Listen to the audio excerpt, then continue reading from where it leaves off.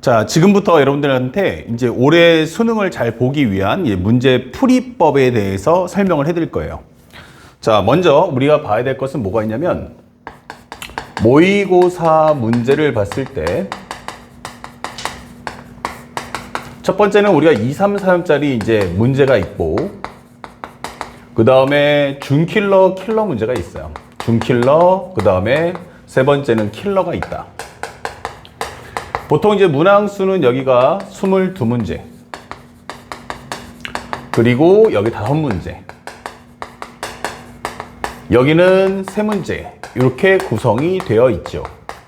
자, 현재 이 문제에 대해서 우리가 분석을 좀 해봐야 되는데, 우리가 알고 있는 이제 수학에서 30문제를 제한 시간에 푼다는 건 상당히 힘든 일이죠. 예, 근데 그럼에도 불구하고 우리가 풀어야 되는데, 보통 잘 맞추는 문제가 있고 잘 안 되는 문제가 있단 말이야. 이제 그 차이가 뭘까? 이 생각을 해보는 거예요. 현재 우리가 알고 있는 요 2, 3, 4점짜리 문제의 특성은 뭐냐면, 문제가 정형화되어 있다. 다시 말하면 이제 일반적이다 라고 생각하시면 돼요. 그래서 여러분들이 자이스토리나 아니면 마더텅 아니면 이런 기출문제집 풀다거나 아니면 뭐 EBS 문제를 푼다거나 이랬을 때 접했던 문제들이 수능에도 비슷하게 나온단 말이야. 이제 그렇게 해서 맞추는 과정을 설명해 주는 거고, 그 다음에 준킬러 킬러의 문제의 특성은 뭐냐면, 쉽게 말해서 비정형화다. 비정형화. 그러니까 일반적이지 않다. 현재 일반적 X 이게 되는 거죠. 그러니까 여기서부터는 우리가 알고 있는 문제가 다르다라고 생각하셔야 돼요. 그러니까 여기는 잘 풀리는데 나는 준킬러 킬러만 가면은 내가 어떻게 될지 잘 모르겠는데 이런 생각이 되는 거예요. 그럼 현재 여기서는 가장 중요한 특성 중에 하나가 바로 뭐냐면, 조건문의 정리가 좀 쉽다. 예, 별로 할 게 없네. 그러니까 아예 정리를 안 해도 괜찮겠고, 정리를 한다 해도 그냥 툭탁 이렇게 한 줄 정도만 쓰시면 정리가 가능한 내용이에요.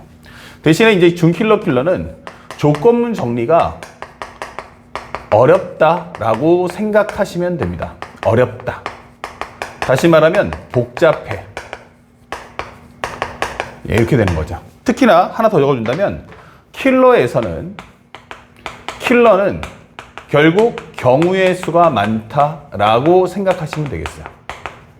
경우의 수가 많다. 이렇게 설정이 됩니다. 자, 그래서 이제 문제를 풀 때 어떤 생각을 가져야 되냐면, 현재 이거 같은 경우는 첫 번째, 그냥 단순하게 그냥 이해하려고 하지 마시고요. 그냥 푸세요. 예, 문제 풀기. 다른 생각, 이거의 의도가 뭐지? 뭐 이런 생각을 할 필요가 없어요. 그러니까 쉬운 문제는 그냥 보자마자 내가 이렇게 하면 될 것 같은데 라고 생각이 드신다면 그냥 푸세요. 예. 다른 풀이법 없습니다. 그냥 문제 보고 조건문하고 구하는 값의 관계를 따져본 다음에 그냥 문제를 가볍게 정리하시면 됩니다. 그래서 항상 문제 풀 때는 구하는 값에 맞춰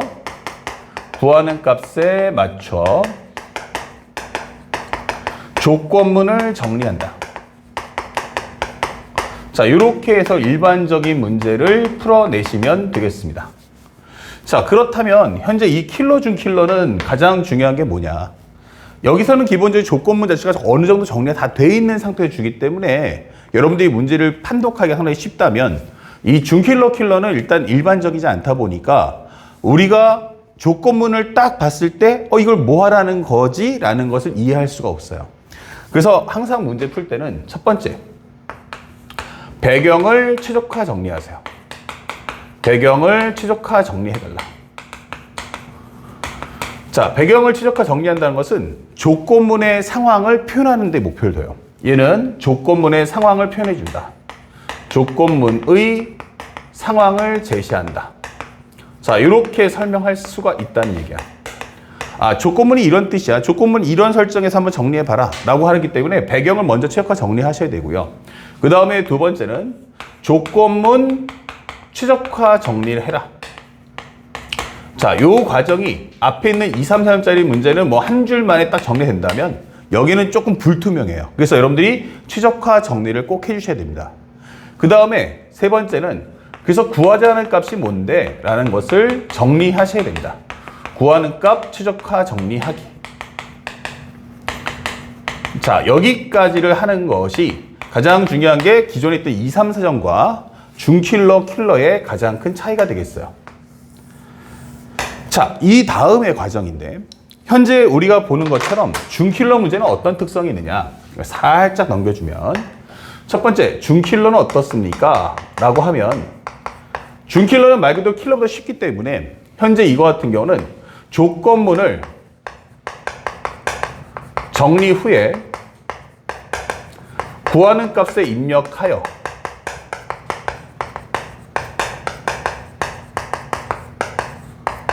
값을 정리하시면 됩니다.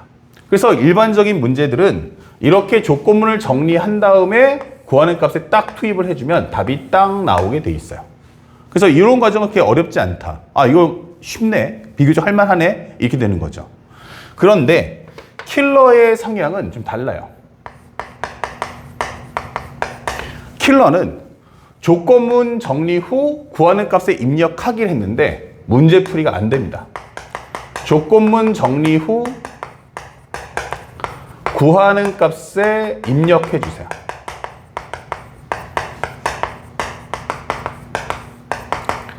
그랬을 때 답 구하기가 안 된다. 이게 되는 거야. 이렇게 되는 거야. 그래서 이거는 킬러 문제는 왜 준킬러처럼 풀었을 때 안 되는 거야? 이게 되는 거예요. 그 이유를 한번 설명해 드릴게요. 현재 우리가 조건문을 정리하잖아. 이렇게. 그러면 현재 여기서 조건문의 결과가 만들어져요. 조건문의 결과. 그러면 이 조건문의 결과가 만들어지면 이것의 사용법에 따라서 기본적으로 경우의 수가 이렇게 갈라집니다. 그래서 우리가 알고 있는 것처럼 이렇게 가운데 선 하나 그어준다면 이 조건문의 결과로 이렇게 되면은 이거는 이제 일반적이다 이 되는 거예요. 그러니까 우리가 보통 봤을 때 이거는 이런 용도로 쓰는 게 아닐까 이렇게 되는 거예요. 이거는 이렇게 쓰면 될 것 같은데, 그러니까 우리가 쉽게 접하는 거, 그 다음에 문제를 많이 풀다 보면 익숙한 컨셉이에요. 그래서 요거를 뚝딱 하고 넣으면 될 것 같은데 라고 해서 풀리는 게 바로 준킬러입니다. 여기가 준킬러. 여기가 바로 이제 구하는 값이라고 살짝 적어 놓을게요. 그러니까 이 조건문의 활용이 일반적이다라고 하면 준킬러 문제가 되는 거야. 근데 킬러 문제는 일반적이지 않다 이렇게 되는 거야. 야, 이렇게까지 질문한다고? 라고 할 수 있는 게 현재 킬러가 되는 거야. 그래서 현재 이거는 특화가 돼 있다. 그러니까 다시 말하면 일반적이지 않아 이게 되는 거죠. 그래서 이것을 내는 것이 우리가 알고 있는 바로 킬러 문제의 특성이다 이게 되는 거야. 그렇기 때문에 여러분들이 보통 일반적으로 준킬러 풀듯이 킬러를 풀게 했을 때 준킬러는 풀만한데 이제 킬러가 잘 안 풀려라고 하는 학생들이 생기는 거예요. 왜냐면 이거 가지고는 실제로는 이렇게 해먹거든요. 근데 그렇지 않게 써먹겠다 이게 되는 거야.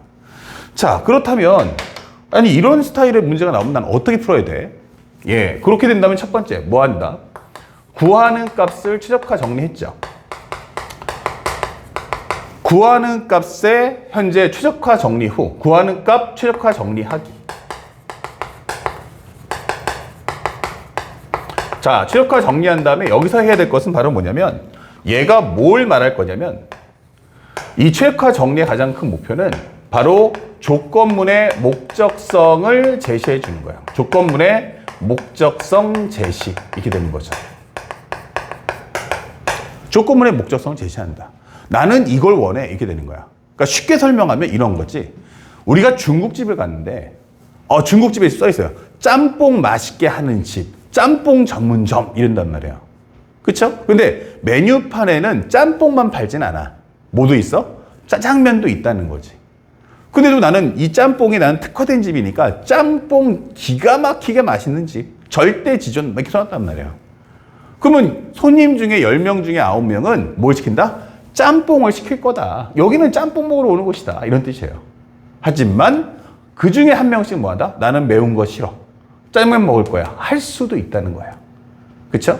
그러면 우리는 일반적인 이 가게를 꾸려 나간다면 손님들이 딱 들어오면 저 사람은 짬뽕을 먹을 거야. 이런 생각을 하게 된다는 거예요. 그래서 손님이 나오자마자 바로바로 음식이 나갈 수 있는데 특별하게도 상대방이 짜장을 원할 수도 있잖아.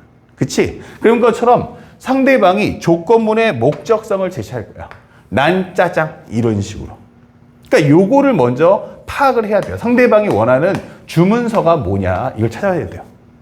그리고 현재 조건문과 구하는 값을 비교하세요. 조건문과 구하는 값을 비교해라. 그래서 내가 갖고 있는 조건문은 이건데 이걸 구하라고? 그럼 이거하고 이것의 관계성이 뭘까를 파악하셔야 돼요. 다시 말하면 관계성을 파악해달라. 관계성 파악하기. 그 다음에 세 번째가 바로 조건문을 구하는 값에 맞춰 정리하시면 되겠어요.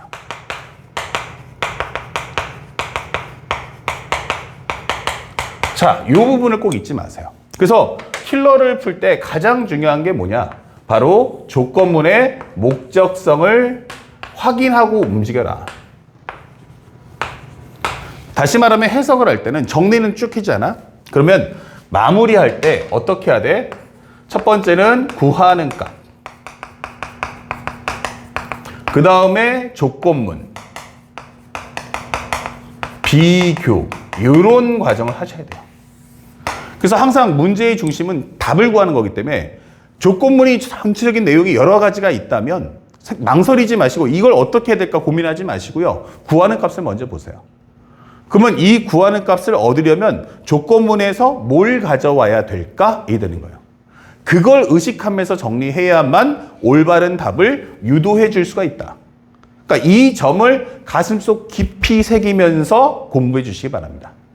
아시겠죠? 그래서 항상 조건문을 구하는 값에 맞춰 풀 때, 그러니까 구하는 값을 얻으려면 조건문의 어떤 요소를 가져와야 될까? 이걸 파악하면서 문제를 푸는 연습을 꾸준하게 해주시기 바랍니다.